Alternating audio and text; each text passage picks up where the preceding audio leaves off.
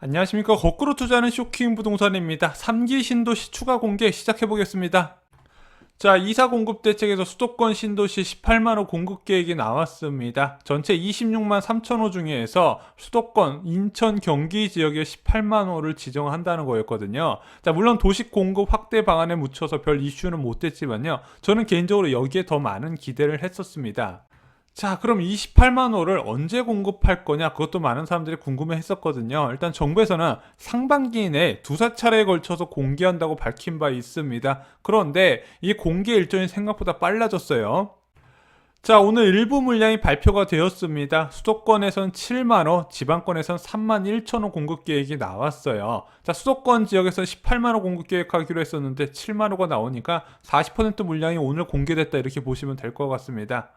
자, 그럼 이번에 지정된 신규 택지는 어디일까? 이제 언론을 통해서 다 아시죠? 이제 수도권 지역에서는 광명시흥지구가 지정이 됐고요. 광주 지역에서는 산정지구, 부산에서는 대저지구가 지정이 됐습니다. 저희는 수도권 방송 이제 부동산만 이제 다루기 때문에 상기 신도시에 해당되는 광명시흥지구부터 좀 자세히 살펴볼게요. 이번에 발표된 이제 신도시 규모는요, 7만 호 규모이고요, 384만 평이 해당이 됩니다. 그래서 광명시 아랫부분에 위치했고 시흥 지역까지 커버하는 굉장히 규모가 커요. 왕숙 신도시가 6만 6천 호인 걸 감안하면은 3기 신도시 중에서는 가장 규모가 크다 보시면 될 것 같습니다. 자, 그동안 신도시 발표될 때마다 언론의 예측이 이제 맞은 적이 한 번도 없었는데 이번에는 언론의 예측대로 나왔네요. 제가 이번에 틀렸습니다.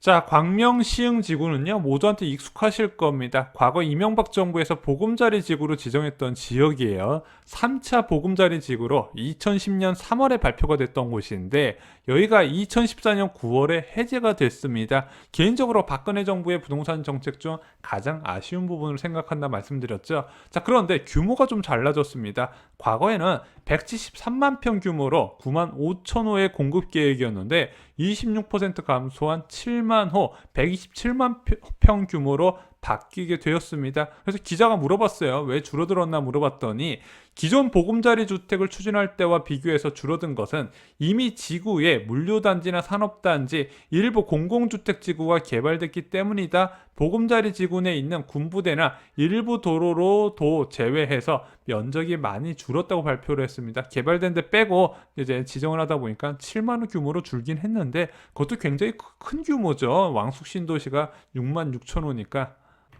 자, 아직 11만 호 지정은 추가로 남아있기는 하지만 이번에 광명 시흥지구는요, 아마 위치를 고려해서 개발이 된 것 같습니다. 공급이 비교적 적었던 남쪽 지역에 대규모 신규 택지 공급이 이제 예정이 된다는 부분이죠. 인천 계양과 대장지구도 있는데 지하철이 공급이 안 되다 보니까 제가 볼 때는 큰 인구 분산 효과는 없었거든요. 광명 시흥지구로 7만 호를 지정하면서 확실한 인구 분산 효과를 노릴 것 같습니다. 자, 문제는 광역교통 대책입니다. 이 지역이 기존에 있던 광역철도를 이용해서 서울로 접근하기 어려운 지역이다 보니까 아무래도 새로 교통체계가 이제 마련이 돼야 되거든요. 그래서 정부의 계획을 보겠습니다. 서울 도심까지 20분대 접근이 가능토록 철도 중심의 대중교통 체계를 구축하겠대요. 일단 철도는 들어가게 됩니다. 이건 다행인 거예요. 당연히 들어가야죠. 병목 구간 해송 등 주변 지역 교통 여건을 위해서 도로 대책도 마련을 하겠다고 합니다. 그래서 어떤 철도 계획이 있나 보겠습니다.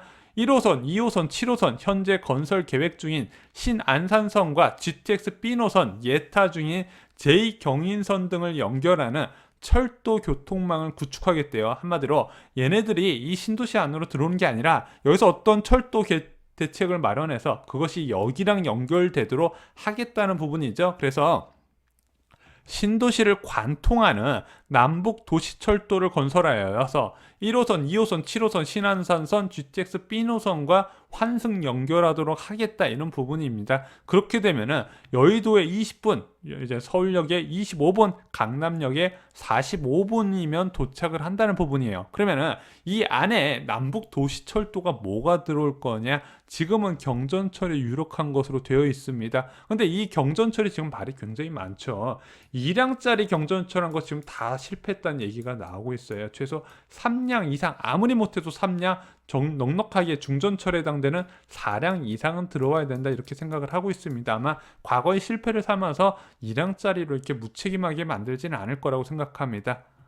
자, 어찌됐든 이런 식으로 광역교통대책이 착실하게 진행된다면요, 여의도, 서울역, 구로가산 디지털 단지와 멀게는 강남권 출퇴근자까지 수요 분산이 가능하다고 생각을 합니다. 자, 과거에 지정했던 3기 신도시 못지않게 큰 파격력이 있는 신도시 대책이라고 생각을 합니다.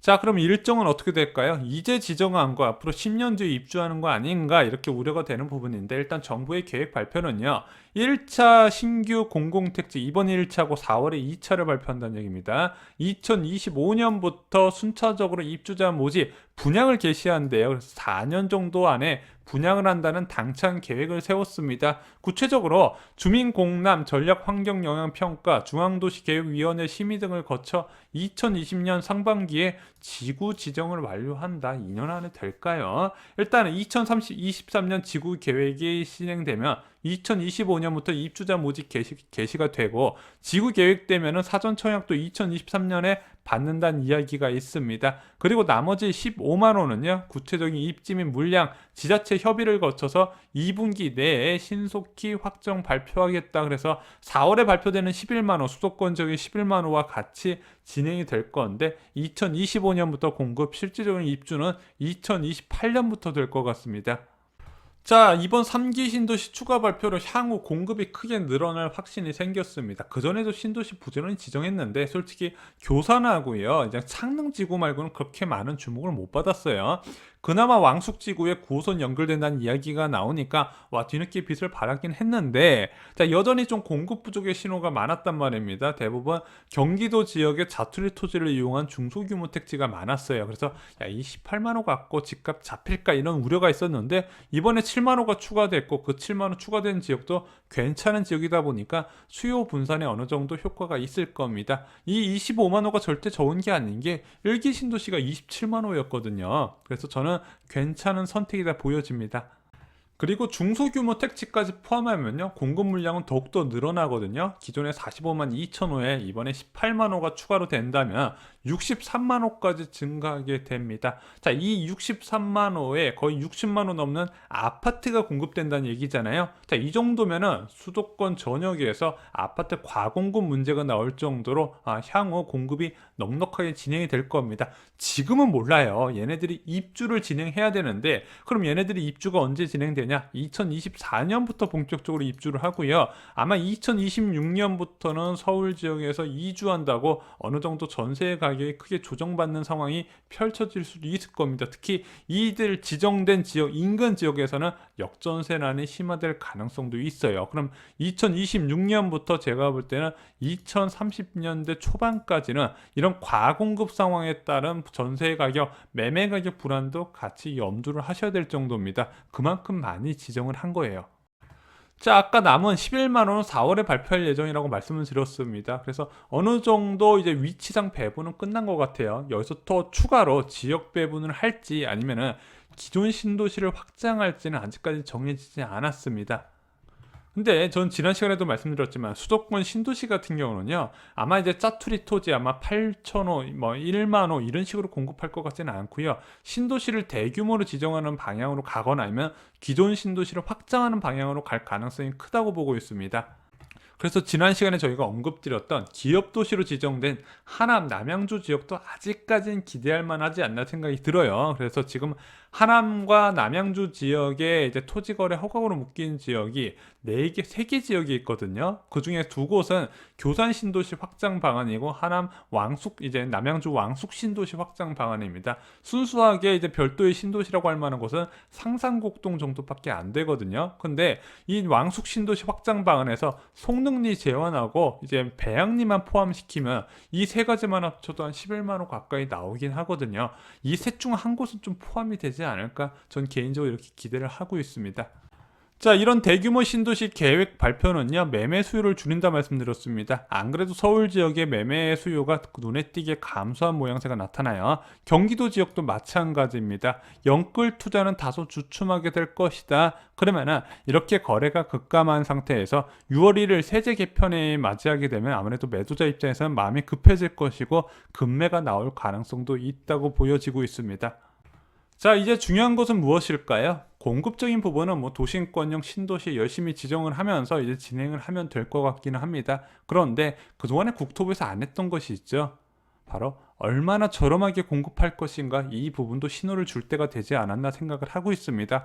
이번에 강일지구를 보면서 많은 무주택자들이 좌절을 하고 있어요. 그런데 이렇게 많은 공급을 한다 하더라도 분양가가 저렴하지 않다면 무주택자 입장에서는 기존 주택을 계속 사겠죠. 그래서 얼마나 저렴하게 공급할 것인가, 결국에는 분양가의 기초가 되는 토지 가격을 어떤 방식으로 산출할 것인가, 현재 방안대로 감정평가대로 하면서 주변 시세를 다 받아들일 것인가, 아니면은 조성원가 연동제를 다시 부활시킬 것인가, 국토부 장관이 정말 무주택자를 생각할지 아니면 건설사의 입장을 대변할 것인지 여기서 판단이 될 것 같습니다. 추가로 택지를 받은 건설사가 얼마나 빨리 분양하게 할 것인가도 포함이 돼야 될 것 같습니다. 변창훈 국토부 장관의 할 일이다. 그리고 만약에 이게 받아들여진다면 진짜 전 변창훈 국토부 장관의 팬이라도 될 겁니다. 이상으로 쇼킹 부동산 마치입니다. 좋아요, 구독, 공유 꼭 부탁드립니다. 감사합니다.